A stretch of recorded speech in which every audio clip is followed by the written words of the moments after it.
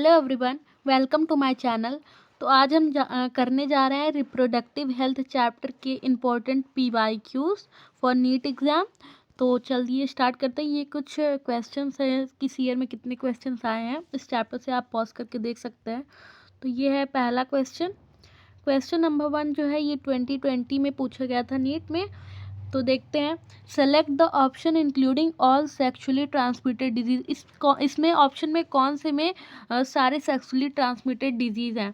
पहला है gonorrhoea, malaria, genital herpes. दूसरा है एड्स, मलेरिया, फाइलेरिया। तीसरा है कैंसर, एड्स, सिप्लीस। चौथा है गोनोरिया, सिप्लीस और जेनाइटल हर्पीस। तो इसमें जो करेक्ट ऑप्शन है वो है ऑप्शन नंबर डी, गोनोरिया, सिप्लीस और जेनाइटल हर्पीस। ये तीनों ही सेक्सुअली ट्रांसमिटेड डिजीज़ हैं। नाउ नेक्स्ट देखते हैं नेक्स्ट क्वेश्चन। ये है क्वेश्चन नंबर 2। ये 2019 में पूछा गया था। Which of the following is correct statement. इसमें से कौन सा स्टेटमेंट करेक्ट है। पहला है आईयूडीज सप्रेस गैमेटोजेनेसिस। दूसरा है IUDs once inserted need not to be replaced. दूसरा है IUDs are generally inserted by the user herself. तीसरा है IUDs increase phagocytosis of sperm in the uterus. तो इसमें जो करेक्ट ऑप्शन है वो है ऑप्शन नंबर डी। आईयूडीज जो होता है वो फैगोसाइटोसिस ऑफ स्पर्म यूट्रस में इंक्रीज कर देता है, जिसकी वजह से स्पर्म जो होता है वो अच्छे से मूव नहीं कर पाता है यूट्रस में। नाउ नेक्स्ट देखते हैं क्वेश्चन नंबर 3। ये जो क्वेश्चन नंबर 3 है ये 2019 में पूछा गया था। Which of the following contraceptive method do involve a role of hormones. कौन से कंट्रासेप्टिव मेथड में हार्मोन्स का रोल है। पहला है lactational amenorrhea pills emergency contraceptive. दूसरा है barrier method lactational amenorrhea pills. तीसरा है CUT पिल्स इमरजेंसी कंट्रासेप्टिव्स। और फोर्थ है pills emergency contraceptive barrier method. तो यहाँ पे जो करेक्ट ऑप्शन है वो है ऑप्शन नंबर ए। इसमें लैक्टेशनल एमेनोरिया पिल्स और इमरजेंसी कंट्रासेप्टिव में हार्मोन्स का रोल होता है। नेक्स्ट देखते हैं क्वेश्चन नंबर 4। ये क्वेश्चन नंबर 4 जो है ये 2019 में पूछा गया था। Select the hormone releasing intrauterine devices which is IUDs. तो इसमें जो पहला ऑप्शन दिया है वो है वोल्ट और LNG-20। और नेक्स्ट देखते हैं नेक्स्ट ऑप्शन क्या क्या दिया हुआ है। नेक्स्ट ऑप्शन है मल्टीलोड 375 और प्रोजेस्टेरॉन। और फिर थर्ड ऑप्शन है प्रोजेस्टेरॉन और LNG-20। और लास्ट में है लिप्स लूप और मल्टीलोड 375। तो यहाँ जो करेक्ट ऑप्शन है वो है ऑप्शन नंबर सी, प्रोजेस्टेरॉन और LNG-20। ये 2000 कितने में पूछा गया था, 19 में पूछा था। तो ये तीनों हैं, प्रोजेस्टेरॉन, LNG-20 है यहाँ पे hormone releasing IUDs. Now next देखते हैं क्वेश्चन नंबर 5। क्वेश्चन नंबर 5 में हमसे पूछा है कि द कंट्रासेप्टिव सहेली का क्या काम होता है। कंट्रासेप्टिव मेथड में सहेली का क्या काम होता है, ये 2018 में पूछा गया था। तो इसमें हम देखेंगे पहला ऑप्शन दिया हुआ है blocks estrogen receptor in the uterus preventing egg from getting implanted. B दिया हुआ है increase the concentration of estrogen and prevent the ovulation in female. C में दिया हुआ है is a post coital contraceptive. और डी में दिया हुआ है इज एन आईयूडी। तो यहाँ पे जो करेक्ट ऑप्शन है वो है option number A, Saheli blocks the estrogen receptor in the uterus and preventing egg from getting implanted. तो ये था ऑप्शन करेक्ट। नाउ नेक्स्ट देखते हैं क्वेश्चन नंबर 6। क्वेश्चन नंबर 6 देखते हैं, ये 2017 में पूछा गया था। The function of copper ion in copper releasing IUDs. Copper ion का क्या फंक्शन है कॉपर रिलीजिंग आयोडीज में। तो पहला ऑप्शन दिया हुआ है दे इनहिबिट गैमेटोजेनेसिस। दूसरा दिया हुआ है they make uterus unsuitable for implantation. तीसरा दिया है दे इनहिबिट ओवुलेशन। चौथा दिया हुआ है they suppress sperm mortality and fertilising capacity of sperm. तो यहाँ पे जो करेक्ट ऑप्शन है वो है option number D. Copper ion का जो कॉपर रिलीजिंग आयोडीज में काम होता है कि वो स्पर्म मोर्टेलिटी को सप्रेस कर देते हैं and fertilising capacity of sperm को वो भी सप्रेस कर देते हैं। नाउ नेक्स्ट देखते हैं क्वेश्चन नंबर 7। क्वेश्चन नंबर 7 2016 में पूछा गया था। In content of amniocentesis which of the following statement is incorrect. Amniocentesis से रिलेटेड इसमें कौन सा स्टेटमेंट गलत है। तो पहला है it usually done when a woman is between 14 to 16 week pregnant. दूसरा है it is use for parental sex determination. Third है it can be use for detection of Down syndrome. और यहाँ पे चौथा है it can be use for the detection of cleft palate. तो यहाँ पे जो करेक्ट ऑप्शन है वो है ऑप्शन नंबर डी। यहाँ पे हमसे रॉन्ग स्टेटमेंट पूछा है इनकरेक्ट, तो यहाँ पे it can be use for detection of cleft palette, ये गलत ऑप्शन है यहाँ पे। नाउ नेक्स्ट देखते हैं क्वेश्चन नंबर 8। क्वेश्चन नंबर 8 जो है ये पूछा गया है 2016 में ये क्वेश्चन पूछा गया है। देखते हैं क्या लिखा हुआ है इसमें। विच of the following approaches does not give the defined action of contraceptive. इसमें से कौन सा अप्रोच जो है वो नहीं मतलब गलत है कंट्रासेप्टिव एक्शन के हिसाब से। पहला दिया हुआ है बैरियर मेथड, ये प्रिवेंट करता है फर्टिलाइजेशन। दूसरा दिया हुआ है इंट्रा यूट्रीन डिवाइसेस, ये दिया हुआ है इसमें ये इंक्रीज करता है phagocytosis of sperm and suppress sperm mortality and fertilising capacity of sperm. तीसरा दिया hormone contraceptive prevent and retard the entry of sperm, prevent ovulation and fertilisation. चौथा दिया है वैसेक्टोमी प्रिवेंट स्पर्मेटोजेनेसिस। तो यहाँ पे जो इसके हिसाब से जो ऑप्शन सही नहीं है वो है vasectomy prevent spermatogenesis. Now next देखते हैं क्वेश्चन नंबर 9।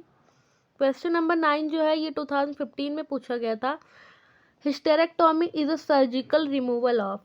हिस्टेरेक्टोमी जो सर्जिकल रिमूवल ऑफ, पहला है प्रोस्टेट ग्लैंड, दूसरा है वास्ट डिफरेंस, तीसरा है मेमेली ग्लैंड और चौथा है यूट्रस। तो यहाँ पे जो करेक्ट ऑप्शन है वो है option number D, hysterectomy is a surgical removal of uterus.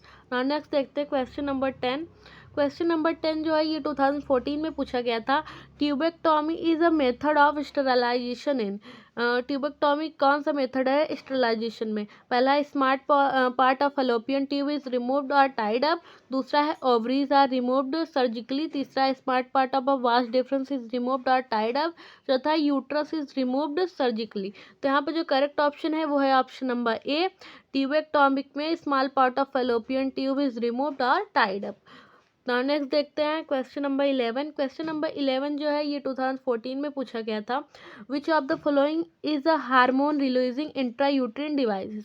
तो पहला दिया हुआ है मल्टीलोड 375, दूसरा है LNG20, तीसरा है सर्विकल कैप, चौथा है वोल्ट। तो hormone releasing intra uterine device, इसमें करेक्ट ऑप्शन है ऑप्शन नंबर बी LNG। तो नेक्स्ट देखते हैं क्वेश्चन नंबर 12। क्वेश्चन नंबर 12 ये नीट 2013 में पूछा गया था।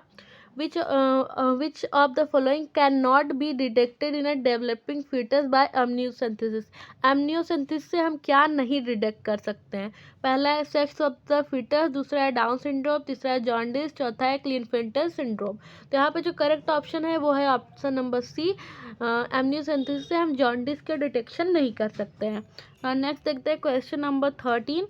क्वेश्चन नंबर 13 है जो वो नीट 2013 में पूछा गया था। One of the legal method of birth control. Birth control का लीगल मेथड क्या है।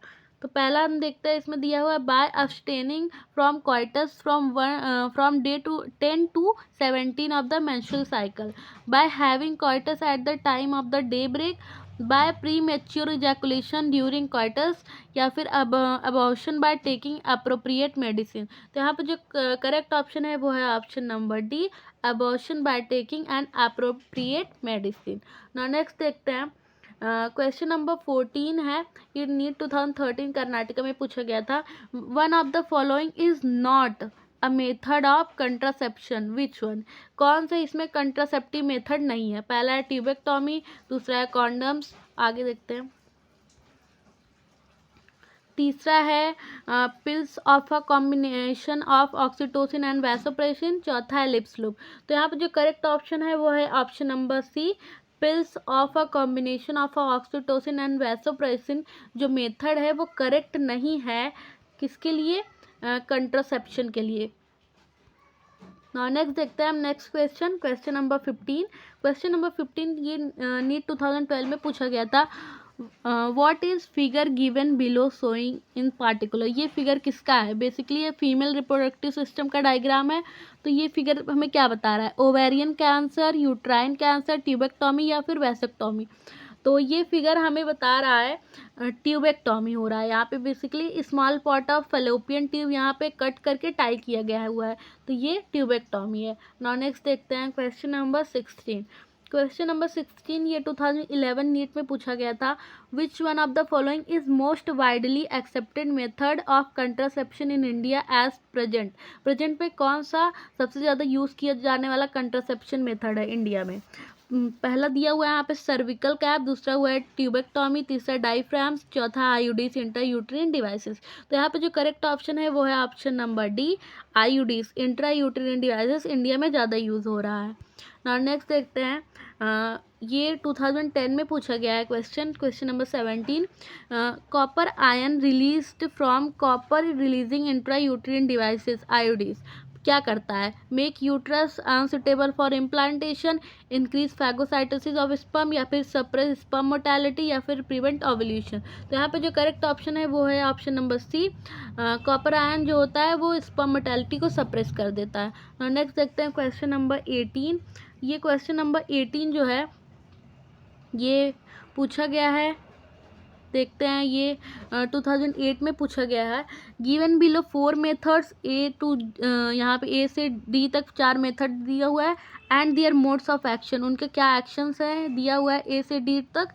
इन अचीविंग कंट्रासेप्शन को अचीव करने में select the correct matching from the 4 option. तो यहाँ पे हमें 4 ऑप्शंस में इनके करेक्ट मैचिंग बताने हैं। तो पहला, पिल्स का क्या काम होता है? बेसिकली पिल्स जो होते हैं वो ओव्यूलेशन को रोकने के लिए होते हैं, तो ये जाएगा सी के साथ। पहला जो रहेगा पिल्स प्रिवेंट ओव्यूलेशन। दूसरा, कॉन्डम्स का क्या काम होता है? वो प्रिवेंट करते हैं स्पर्म को रीचिंग टू सर्विक्स, स्पर्म को सर्विक्स तक पहुंचने पे रोकते हैं। तीसरा, वैसेक्टोमी, वैसेक्टोमी का क्या काम होता है? वो सीमन कंटेन्स नो स्पर्म, ये यहाँ पे ये डी के साथ जाएगा। और ये कॉपर टी जो रहेगा वो इम्प्लांटेशन को प्रिवेंट करता है। तो पहला जो रहेगा वो सी के साथ जाएगा। तो हम देखते हैं किस ऑप्शन में पहला सी के साथ है यहाँ पे। तो पहला सी के साथ ए में है और सी में है। ना नेक्स्ट देखते हैं ये जो बी ऑप्शन रहेगा, ये बी जो रहेगा ए के साथ जाएगा। तो बी का ए यहाँ पे भी है, सिर्फ पहले में दिया हुआ है, सी में इसमें नहीं दिया हुआ है। तो यहाँ पे जो करेक्ट ऑप्शन दिख रहा है वो है ऑप्शन नंबर ए, ये यहाँ पे करेक्ट है। नाउ नेक्स्ट क्वेश्चन देखते हैं क्वेश्चन नंबर 19। क्वेश्चन नंबर 19 ये 2000 में पूछा गया था। इसमें हम देखेंगे कि copper T is a device that prevent, copper T क्या करता है, क्या प्रिवेंट करता है? इम्प्लांटेशन ऑफ ब्लास्टोसिस्ट, या फिर ओवुलेशन, फर्टिलाइजेशन, या फिर एग मैचुरेशन। तो यहाँ पे जो करेक्ट ऑप्शन है वो है option number A, copper T is a device that prevent implantation two of blastocyst. Now next देखते हैं क्वेश्चन नंबर 20। तो ये है क्वेश्चन नंबर 20, ये 2010 में पूछा गया था। तो इसमें हम देखेंगे क्वेश्चन कह रहा है the permissible use of technique amniocentesis. Amniocentesis के लिए जो परमिसेबल गवर्नमेंट द्वारा परमिशन किया गया टेक्निक है उसमें हम क्या कर सकते हैं? Detecting sex of the unborn fetus, artificial insemination, transfer of embryo into uterus of the surrogate mother, या फिर डिटेक्टिंग एनी जेनेटिक अबनॉर्मेबिलिटी। तो यहाँ पे जो करेक्ट ऑप्शन है वो है ऑप्शन नंबर डी, इसमें डिटेक्टिंग एनी जेनेटिक अबनॉर्मेलिटी जो है ये गवर्नमेंट द्वारा ये इसलिए एमनियोसेंथेसिस किया गया ताकि हम जो फीटस रहता है उसमें क्या जेनेटिक एबनॉर्मेलिटी है उसको हम पता कर सकें। नाउ नेक्स्ट देखते हैं क्वेश्चन नंबर 21 क्वेश्चन। ये क्वेश्चन 1997 में पूछा गया था। तो इसमें पूछा है एमनियोसेंथेसिस टेक्निक, उसका क्या काम होता है? By which the essential amino acid in the body can be estimated, या फिर by which any chromosomal anomalies in the fetus can be detected, या फिर in which the sex of the fetus can be reversed, या फिर that can be used for correcting genetic disorder of the fetus। तो यहाँ पर जो correct option है वो है option number B, amniocentesis is the technique by which chromosomal anomalies in the fetus can be detected। Chromosomal abnormalities female fetus में होगा वो हम डिटेक्ट कर सकते हैं। नाउ नेक्स्ट देखते हैं क्वेश्चन नंबर 22। क्वेश्चन नंबर 22 ये जो है ये 2020 में पूछा गया है। इसमें बोल रहा है कि in which of the following technique the embryo are transfer to assist those female who can not conceive.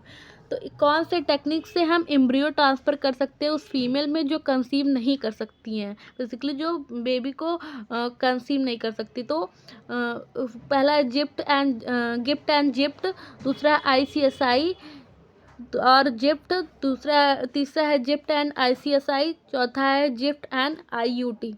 तो यहाँ पे जो करेक्ट ऑप्शन है वो है option number D, ZIFT zygote intrafallopian transfer और इंट्रायूट्रीन ट्रांसफ़र के हेल्प से हम उन फीमेल्स में एम्ब्रियो ट्रांसफ़र कर सकते हैं जो कंसीव नहीं कर सकती हैं। नाउ नेक्स्ट देखते हैं क्वेश्चन नंबर 23। ये क्वेश्चन 2019 में पूछा गया है, विच of the following sexually transmitted disease do not specially affect reproductive organ. कौन से सेक्शुअली ट्रांसमिटेड डिजीज़ होते हैं जो रिप्रोडक्टिव ऑर्गन्स को अफेक्ट नहीं करते हैं। तो पहला है क्लैमोडियासिस एंड एड्स, दूसरा है genital warts and hepatitis B, तीसरा है सिप्लीस एंड जेनेटिक हर्पीस, चौथा है एड्स एंड हेपेटाइटिस बी। तो यहाँ पे जो करेक्ट ऑप्शन है वो है ऑप्शन नंबर डी, एड्स और हेपेटाइटिस बी। ये सेक्सुअली ट्रांसमिटेड डिजीज है जो स्पेशली अफेक्ट करते हैं रिप्रोडक्टिव ऑर्गन्स को। नाउ नेक्स्ट देखते हैं क्वेश्चन नंबर 24। ये 2019 में पूछा गया था, which of the following sexually transmitted disease is not completely curable. इसमें से कौन सा सेक्सुअली ट्रांसमिटेड डिजीज़ है जो कम्प्लीटली क्योरेबल नहीं है।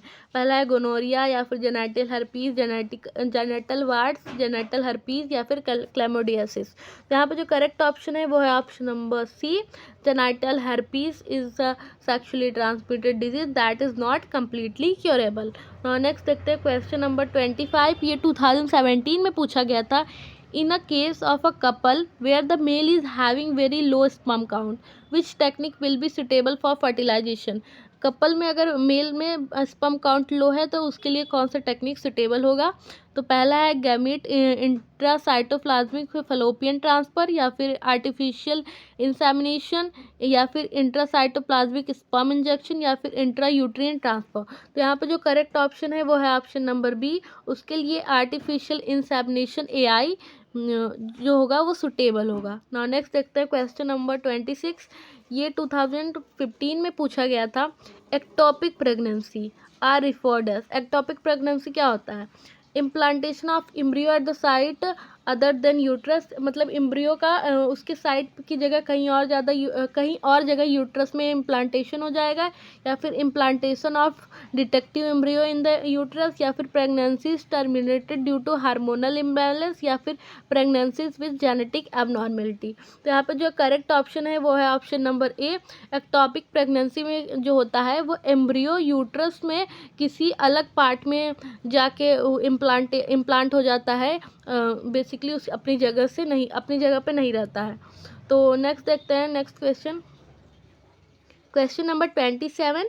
ये 2015 में पूछा गया था, a childish couple can be assisted to have a child through a technique called gift.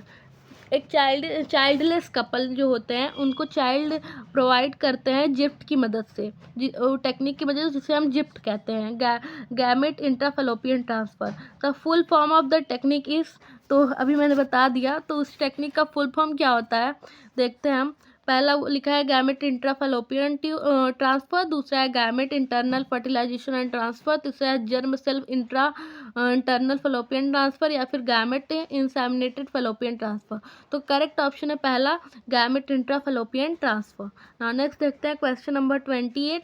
ये 2014 में पूछा गया था, असिस्टेड रिप्रोडक्टिव टेक्नोलॉजी जिसे हम IVF involve transfer of. IVF में क्या होता है, ovum into the fallopian tube, या फिर zygote into the fallopian tube, या फिर जाइगोट इंटू द यूट्रस, या फिर embryo with 16 blastomeres into the fallopian tube. तो यहाँ पे जो करेक्ट ऑप्शन है वो है ऑप्शन नंबर बी, जाइगोट को फेलोपियन ट्यूब में ट्रांसफ़र करते हैं। ये IVF इन्वॉल्व करता है, मतलब IVF में यही होता है। नाउ नेक्स्ट देखते हैं क्वेश्चन नंबर 29। ये क्वेश्चन नीट 2013 में पूछा गया था, artificial insemination means, artificial insemination का क्या मतलब होता है?